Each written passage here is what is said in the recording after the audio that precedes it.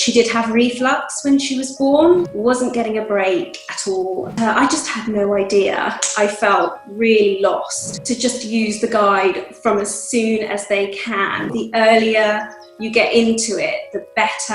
I have recommended to all my mum friends. Having a baby with reflux can be really tricky in those early weeks, especially when you're not sure if your baby is hungry or tired or just in pain from the reflux. Today I'm talking to Anna, and she is telling us how she was able to overcome some of those problems. Welcome, Anna, and can you just tell us a little bit about your sleep story with your daughter? Sure. So my daughter Alice, she is 13 months currently, and we've been using the program since 12 weeks.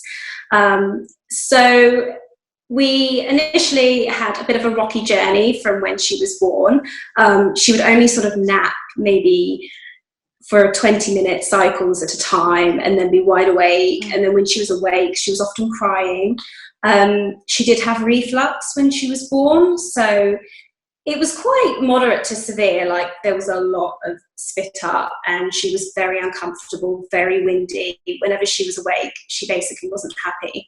And this resulted in frequent wakings, very sort of unsettled periods in the day and especially in the evening as well. And I was at my wit's end. I just wasn't getting a break at all. You know, at night she'd be sleeping maybe for a couple of hours, then awake, then maybe another hour, but there was just no regulation. There was no sense of, okay, when is she going to go down for a nap? Right. So in the daytime, I would just sort of go out for walks and hope she would sleep and hope she would settle. And then I would like try and feed her to sleep, and all these sort of associations would come in. I tried using a dummy, a comforter. I just had no idea. I felt really lost. And that's when a friend recommended your program to me. So I thrive on routine normally. I love having structure to my day. And ideally, I wanted to get into a routine with Alice as soon as possible. Just for our own good. I just wanted to know, when should she be having a nap in the day? Like how long should she be awake for? How do I spot the signs of her becoming overtired? Because she just didn't seem tired, or if she did seem tired and I put her down, she would be awake again within a few minutes. It was all so confusing, and I spoke to a couple of health visitors and midwives and asked their advice about sleep and naps, and their advice was rubbish. It was basically, she'll start rubbing her eyes, she'll start looking tired, just put her down there and let her sleep for as long as she wants. And I thought, well, she just wakes up again. I don't understand. So a friend recommended your program to me. Oh. And I just thought, okay, what have I got to lose? If I follow this by the book and just do it, it either works or it doesn't. And from day one, it started to work. I stopped the association of feeding to sleep. I would sort of observe the awake windows, make sure that I was blacking out the room, using white noise, swaddling, etc. And everything just seemed to click into place. And within a week, I could almost rely on Alice's nap times. I could spot the signs of her being tired before she became overtired. Reflux actually improved. It took a good 6 months to improve completely, but she was a lot less comfortable. She was crying less when she was awake, and we weren't having 6 p.m. to 10 p.m. of solid meltdowns. She was just a little bit more, I can't describe it, just a bit more like settled and just better all round. And it was an absolute godsend to me. Wow. I think you're also able to, you know that she's well rested, or you know if she hasn't slept well, then you know that you might be in for a bit of a rough evening or whatever. But, I guess just the knowledge gives you the power of being able to spot the signs of if her reflux is playing up, or if she is hungry or if she is actually genuinely tired. But yeah, it is it's tricky in those early weeks. Yeah, it's really tricky. It's really tricky. I have recommended to all my mum friends to just use the guide from as soon as they can, because I think the earlier you get into it, the better.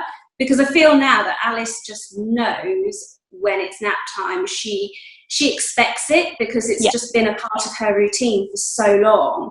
And now, like, if we're at home and I put her in a cot and I put her sleeping bag on, she immediately grabs her comforter. She almost immediately knows it's time for a nap. And even when we've had, you know, a few transitional periods, like at the moment, she's just starting to drop that morning nap.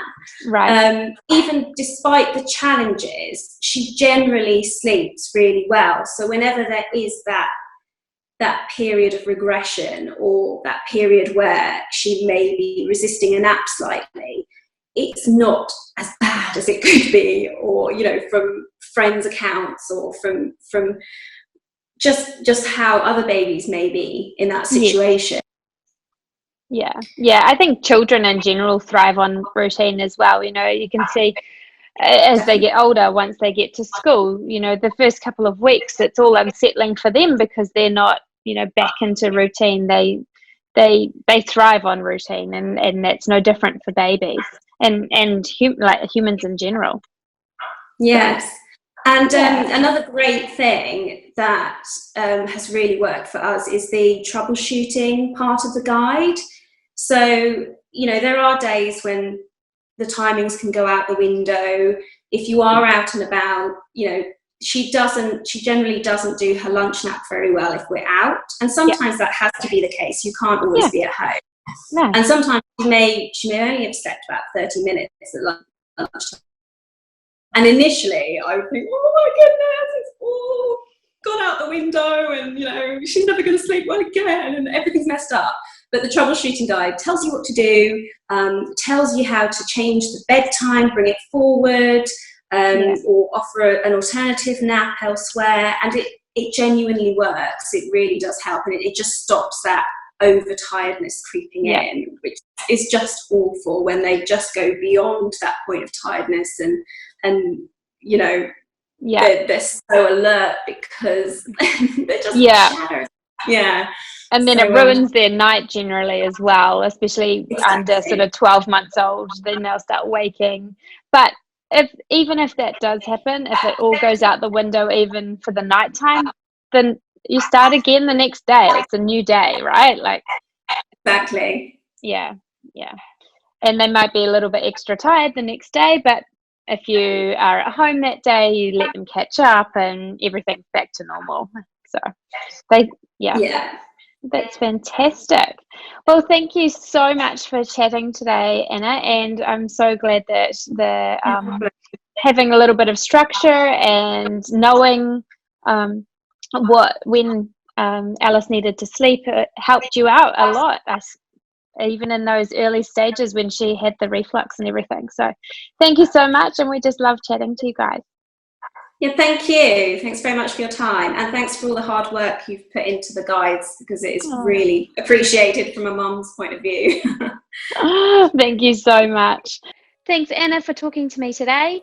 It was really great hearing your sleep story. Remember, if you need any further information or advice, please head to our website. You can also comment right down below and we will answer those as well. And last of all, like and subscribe so you get notifications on other videos just like this one.